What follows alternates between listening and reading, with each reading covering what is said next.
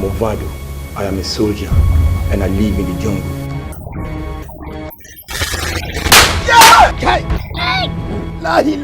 Get me Zuki! What I bet you yawo.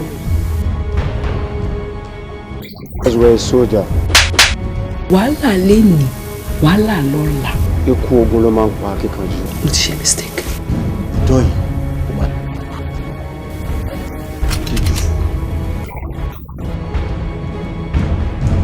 Kó má sí Sunday nínú ọ̀rọ̀ ẹ̀. From Monday to Sunday, 24 hours every blessed day. You can do it. Come on.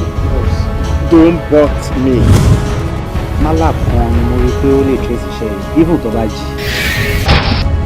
Tutu!